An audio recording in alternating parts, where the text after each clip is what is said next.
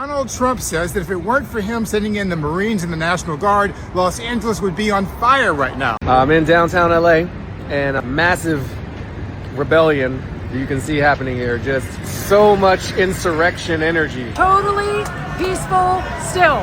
Just want to be clear. I don't know what to say. It's almost like we're not being told the whole story. Hey, Black America.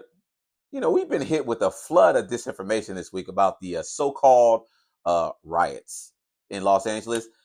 You know, I think they're using words like riots because they don't want to use words like, dictatorship or authoritarianism or attempts to overthrow democracy. Doesn't floss the tongue quite as cleanly, right?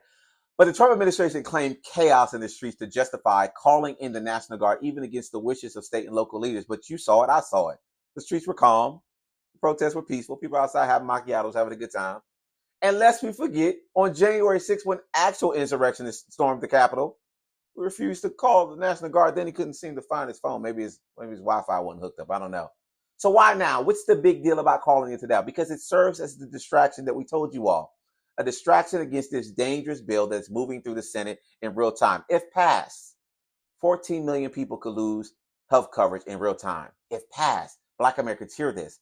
Black Americans making between $17,000 and $51,000 a year could lose upwards of $600 of income. And if passed, over 6 million adults could lose the benefits associated with SNAP programming. We cannot allow that to happen. So we need you all to visit NAACP.org and tell your senator under no circumstance are you to pass this big, ugly bill full of big, ugly lies. We won't go for it. And we're grateful to countless individuals who are speaking out about it. Representatives like Representative Sidney Kamlager-Dove, who told the truth and shamed the Donald this week and let it know what it was. Y'all can go to our feed and see it in real time. But individuals like that, influencers, are breaking down this to our culture so that we can understand just how nuanced this budget is and what they're trying to slip through. This is why we have to say absolutely under no circumstance are we going for this bill. Vote no and let them know that we're standing or paying attention. You know, all across the country in real time as well.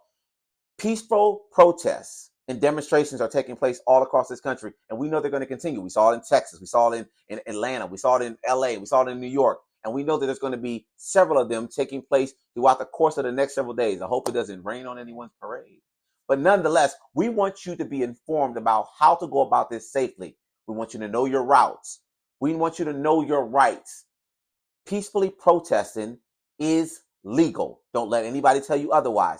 We want you to stay with your groups, and we want you to always understand what your exit plan is.